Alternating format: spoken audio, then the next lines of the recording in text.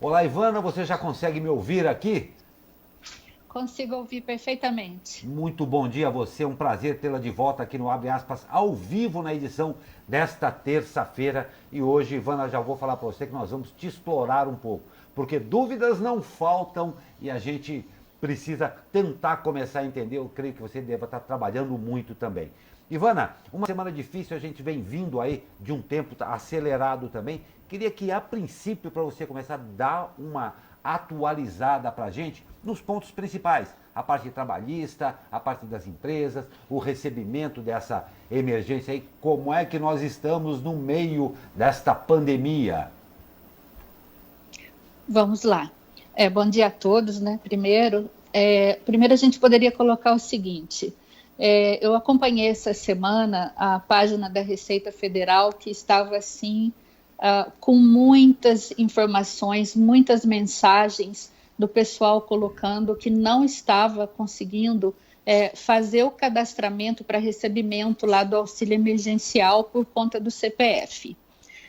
Neste final de semana, a Receita Federal ela trabalhou, ela na verdade teve um mutirão, né? Isso foi até bem bacana, e eles conseguiram regularizar aproximadamente 90 mil CPFs que estavam com problema. Quais os tipos de problema que estava acontecendo? Vocês estão conseguindo me ouvir bem? Estamos sim, Tá estamos sim, Ivana. perfeito. Ah, tá, ok. Quais os tipos de problema que estava acontecendo? Poderia ser o CPF suspenso, e nessa situação a Receita deu diversas alternativas para que o contribuinte conseguisse regularizar a situação dele sem precisar se dirigir à Receita Federal. Isso seria, assim, o último recurso que deveria ser utilizado. Ele pode fazer isso através do site, ele pode fazer isso através de e-mail. Se você abre a página da Receita Federal, na verdade, esse é o primeiro assunto que está na capa do site. Então, ela está dando diversas alternativas para que a pessoa não tenha que ir na Receita. E tem uma outra situação também, que é quando o CPF ele está pendente de regularização. A pendência de regularização é diferente da suspensão. Por quê? Porque a pendência de regularização pressupõe que ele deixou de entregar alguma declaração de imposto de renda. E aí, nessa situação específica, ele precisa entregar o imposto de renda e só depois ele vai ter o CPF liberado. Mas o que foi bacana nesse processo todo foi que foi feito assim voluntariamente, um grupo de servidores da Receita trabalharam nesse feriado para conseguir regularizar. Outra coisa que é importante colocar é o seguinte: tinha muita gente com pendência por conta da parte eleitoral. Isso não vai mais ser necessário fazer nada. A própria Receita resolveu liberar todos esses CPFs de forma que a pessoa consiga fazer o seu cadastramento e receber o auxílio emergencial sem precisar tomar nenhuma atitude. Ô, Ivana, desculpe te interromper rapidinho. Aqui, com relação ao CPF aí também, existia anteriormente uma taxa referente à regularização disso aí, e dado o momento, parece que o governo também tirou essa taxa, se não me engano, era R$ 7, é isso mesmo? Esses R$ 7, ele permanece para quem faz a regularização no banco ou na Caixa. Se você faz isso diretamente na Receita ou pelo site, não tem taxa nenhuma. Já também para evitar aglomeração e tudo mais, que as pessoas tenham que ir à caixa ou qualquer coisa, né? Perfeito. Exato, para evitar aglomeração, então tem diversas alternativas que ele pode se utilizar sem precisar ir até a Receita. Isso seria uma última alternativa. Perfeito. Eles estão atendendo por e-mail, por chat, por site, de diversas formas. Ivana, vamos supor que a pessoa fez esse serviço de regularização e ainda aparece um bloqueio lá no CPF, no aplicativo ou no site. O que pode ser? Pode ser, diferentemente da renda que foi recusada, se aparecer um bloqueio no CPF. O que pode estar acontecendo? Como é que essa pessoa faz para se informar? Porque muitas vezes aparece o bloqueio e a pessoa, na dúvida do que fazer, acaba indo à agência, que não é recomendado. Se aparecer lá um bloqueio no CPF, o que ela pode fazer para tentar regularizar isso aí? Então, às vezes a pessoa fica em dúvida do tipo de problema que está acontecendo. O primeiro ponto a ser verificado é justamente se o CPF dela está regular. E aí, como é que ela faz isso? Ela consegue fazer uma consulta no site da Receita Federal. Na primeira página da Receita estão todos os caminhos lá já estabelecidos para facilitar. Ela, fazendo essa consulta, ela vai perceber se o CPF está regular ou não. O que tem acontecido? Às vezes, o CPF está regular. Ele consulta lá e fala, o CPF está regular. E aí ele tenta fazer o cadastramento e ainda assim não consegue. Quais são as situações comuns que a gente viu nesse sentido? Nós percebemos, às vezes, que tem uma diferença no nome da mãe, né? Às vezes a mãe está cadastrada no sistema da Receita Federal de forma diferente com que a pessoa preenche o formulário. Nós percebemos também o seguinte, tem muita gente querendo se cadastrar, mas pessoas que já estão cadastradas no CadÚnico. Nessas situações, o aplicativo, lá, o site da Caixa, ele não recebe novamente a sua inscrição, porque já está cadastrado.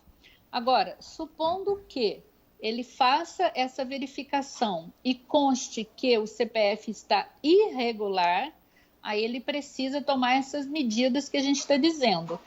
Normalmente, a irregularidade pode ser por dois motivos. Um, pelo fato de estar suspenso, e no caso de suspensão, você consegue fazer essa regularização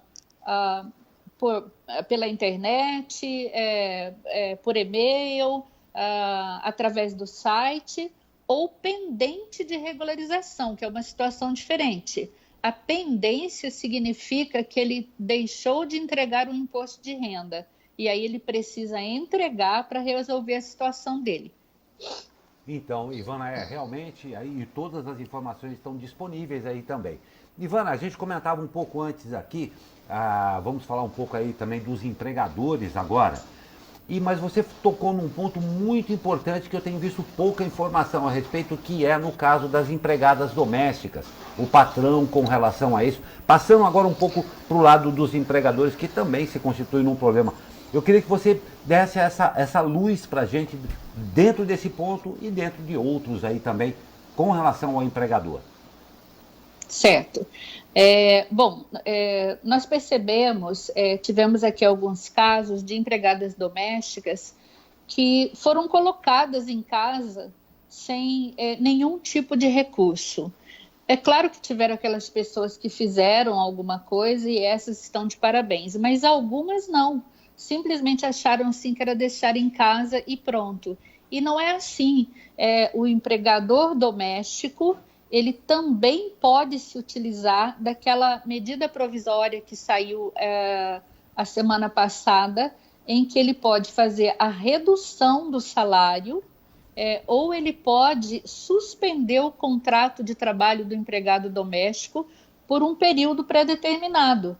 É permitido que ele faça isso. E aí tem lá todos os passos de como ele faz isso. Ele tem que cadastrar a empregada no site do Ministério do Trabalho e depois ele tem que passar essa informação para o governo via e-social, que é uma coisa que, para quem já está registrado, a pessoa já sabe até fazer.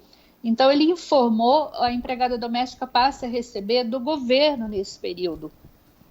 O que não pode, de maneira nenhuma, é deixar ela sem recurso. Imaginar assim, que como você não está trabalhando, você não vai receber, e aí ela, estando registrada, estando com a carteira registrada, ela não pode se beneficiar do auxílio emergencial, porque isso é só para o informal, e aí a pessoa fica sem recurso. Então, nós tivemos muitos casos de pessoas questionando nesse sentido, e muitos empregadores que ainda não sabem deste recurso. Então, o empregador doméstico, veja só, você pode tomar qualquer atitude para tentar minimizar o seu custo neste momento, mas isso não significa de maneira nenhuma deixar a empregada sem recurso. Ou você coloca ela de férias, ou você faz uma redução no horário dela e o governo complementa, ou você faz uma suspensão do contrato de trabalho. Em qualquer um desses casos, exceto as férias, né, que seria um custo seu mesmo, nos demais casos, o governo ajuda complementando esse valor. Então, como é que funciona isso? Se você, empregador doméstico, não sabe como faz isso, procure ajuda, procure um contador, ele vai saber te orientar. Você precisa informar isso através do e-social e você precisa cadastrar também o seu funcionário para que ele possa receber. Perfeito, então, Ivana. Ivana, para a gente ir ao fim da nossa entrevista, que já é um assunto que a gente já está aí no nosso GC, como você pode ver, e a gente leu agora aqui anteriormente, uma empresa aqui em São José dos Campos acabou fechando as portas, demitiu 75 funcionários, e é algo que poderia não ser o caso dessa empresa, obviamente, mas cada empresa tem a sua maneira com o seu contador de passar por essa crise. Quais as orientações que você dá aí para o pequeno empresário, para o grande empresário, para as empresas em geral, está passando por essa crise? O que é importante? O fluxo de caixa, procurar aí a dedução de impostos? Como é que deve ser feito essa preparação do lado das empresas aí para passar por essa crise? Certo.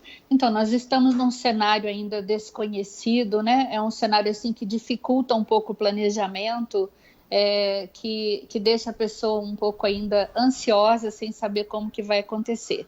Mas o que se precisa colocar todos os dias e que não pode faltar como lição de casa para o empresário é cuidar do fluxo financeiro. A gente volta a lembrar aqui o seguinte, que um prejuízo contábil, ele nem sempre derruba uma empresa, mas a falta de dinheiro no caixa derruba.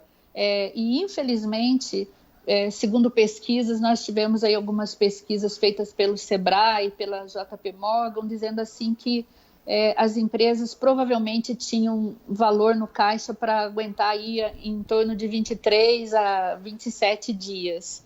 Então, assim, é necessário que ele faça rapidamente um restabelecimento disso e verifique quais são as opções que ele tem.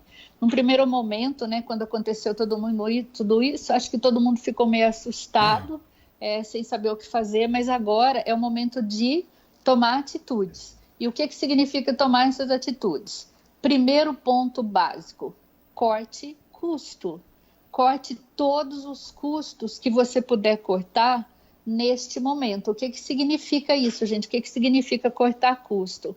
Cortar custo não significa você deixar simplesmente de pagar alguma coisa. Significa você tomar atitude em relação a tudo aquilo que você tem de custo. Por exemplo, custos fixos, que são difíceis e que você precisa, na verdade, ter rotatividade do seu produto para poder conseguir bancar aquele custo fixo. O que é o custo fixo hoje? É um aluguel, alguma coisa que você paga mensalmente e que não depende do seu produto especificamente, que não é um custo variável, na verdade. Então, você precisa renegociar. Converse com os fornecedores, tente manter a sua cadeia produtiva, mas renegocie prazo, renegocie forma de fazer tudo isso. Outra coisa, postergue o que for possível. O que é possível postergar? Tem alguma expansão em andamento? Tem algum investimento que está sendo feito? Deixe isso para um segundo momento. Privilegie neste momento o seu fluxo de caixa. Você pode vir a precisar desse valor e não é o momento de fazer nada, tomar nenhuma atitude neste sentido de expandir ou de fazer qualquer coisa agora. Pois o que mais Ivana, que você você falou pode uma fazer? coisa aí que realmente está acontecendo. Assustado estamos todos, né, Ivana?